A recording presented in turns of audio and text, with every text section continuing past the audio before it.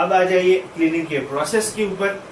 सबसे पहले हम जो है इसकी बैरल के अंदर एक केमिकल स्प्रे करेंगे जो कि हमारा डीग्रीसर होगा। डीग्रीसर के लिए हमें इसके अंदर पाइप लगानी है।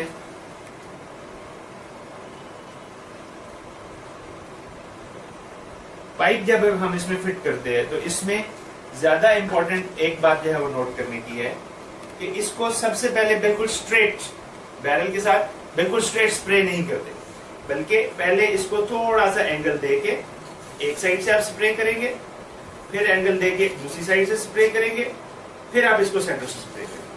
3 बार हमने इसको स्प्रे कर लिया। अब ये बैरल के अंदर डीग्रीसर लग गया। Wait for 5 minutes 10 minutes. ये गन की जितना इस्तेमाल हुई है उसके हिसाब से हम उसका टाइम जो है वो ले सकते हैं। उसके बाद हमने अपना जो है वो लेंस साफ करना है। लेंस साफ करने के लिए 1 स्प्रे ऑफ लेंस क्लीनर। उसके बाद उसे हम क्लॉथ से बिल्कुल सॉफ्टली नरम इसको हमने जो है वो सख्ती से जो है वो नहीं करना, इसके ऊपर ज्यादा जोर नहीं देना।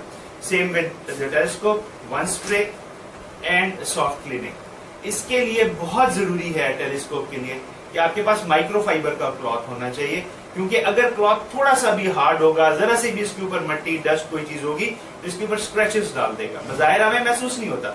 इसके ऊपर एक कोटिंग होती है जो अल्ट्रावायलेट और जो है वो लाइट की रिफ्लेक्शन को जो है वो कंट्रोल करती है। अगर वो डैमेज हो जाए तो आपकी साइट क्वालिटी, विजन क्वालिटी जो है डैमेज हो जाती है। अब ये आईपीस है। आईपीस को हमने साफ किया,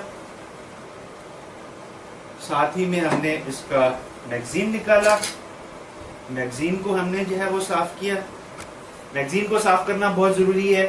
ये मैं अक्सर अपने दोस्तों से कहता हूँ कि मैगजीन सबसे निगलेक्टेड पार्ट होता है राइफल का। अक्सर लोग जो है मैगजीन को साफ नहीं करते। इसका सबसे बड़ा डिसएडवांटेज ये होता है कि इसका जो लॉक है वो बाज़ औक़ात हार्ड हो जाता है। जब हम मैगजीन डालते हैं गन के अंदर तो वो पूरी तरह से जो है वो इंसर्ट नहीं होता, रिजल्टेंटली कहीं फील्ड में गिर जाता है। अक्सर आप लोगों से सुनेंगे कि जी हमारा मैगजीन गिर गया। मैगजीन गिरने की बेसिक वजह ये होती है कि मैगजीन साफ नहीं होता, वो सही तरह से लॉक नहीं होता। उसके बाद हम जी इसका बोल्ट निकालेंगे। बोल्ट निकालने के लिए मुख्तलिफ राइफल्स के जो है वो मुख्तलिफ प्रोसीजर्स हैं। इस राइफल में पर्टिकुलर में ज्यादातर राइफल में हम ट्रिगर प्रेस करके जो है वो बोल्ट को निकालते हैं, और रिमिंगटन के कुछ मॉडल्स में यहाँ एक बटन दिया होता है जिसको प्रेस करके आप बोल्ट निकालते हैं। बोल्ट को आप साफ करेंगे। बोल्ट को आप देखिए, ये इसका मूविंग पार्ट है। इसको आप जब भी साफ करेंगे इससे आपको जो है वो डर्ट जो है वो निकलेगी। ये देखिए, ये इसमें से जो है ये डर्ट निकली है। इसको आपने जो है बिल्कुल क्लीन करना है। क्लीन करके आपने कोई भी जो है वो एक लुब्रिकेंट स्प्रे, इसके ऊपर जो है आप लुब्रिकेंट स्प्रे करेंगे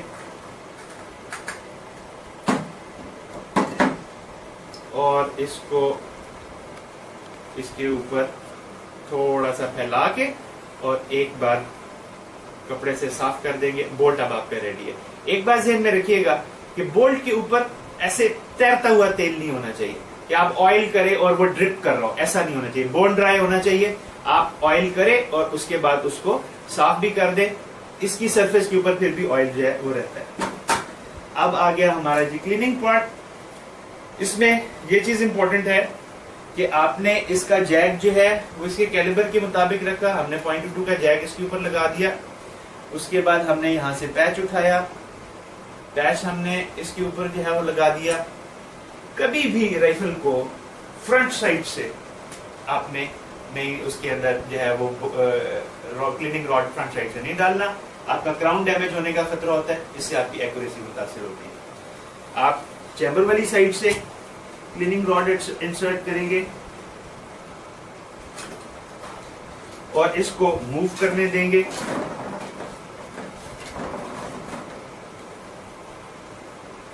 ये रिजल्ट हमारे पास है।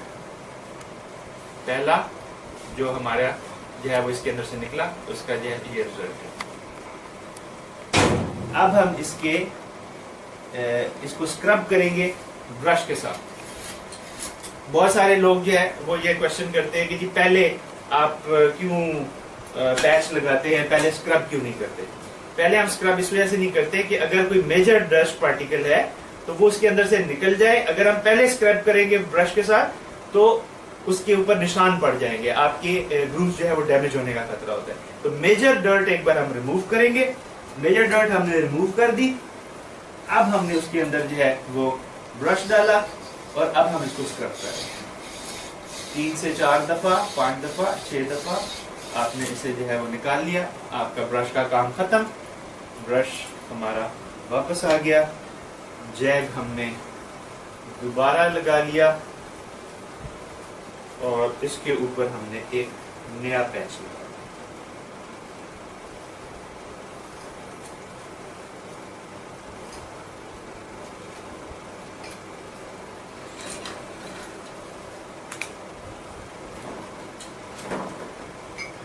अब देखें कि ये पहले की निस्बत इसकी सिचुएशन बेहतर है।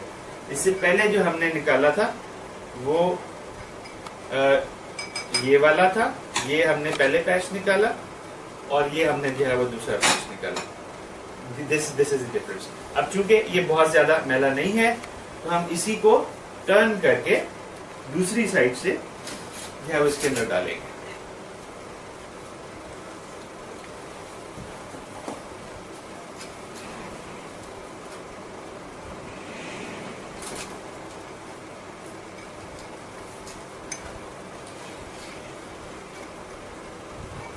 अब हमारा पैच जो है वो निस्बतन क्लीन आ गया।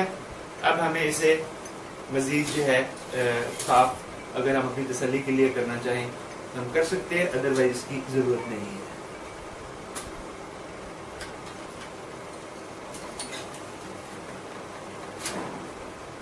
लीजिए जी, हमारा जो क्लीन पैच निकल आया। अब हमने इसका बोल्ट फिट किया।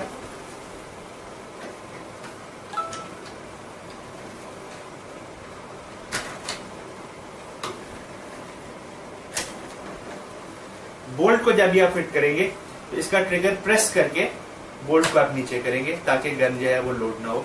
एक बात ज़हन में रखिएगा कि कोई भी सेंटर फायर राइफल है, अगर वो फायर होती है वो डैमेज इतना नहीं करती, लेकिन कोई भी रिम फायर राइफल है, वो 17 HMR है या वो .22 है या वो 22 मैग्नम है, उसको अगर आप खाली फायर करेंगे तो वो चैम्बर के कोने पर लगेगी जो कि बहुत ज्यादा डैमेज कर सकती है आपके चैम्बर को।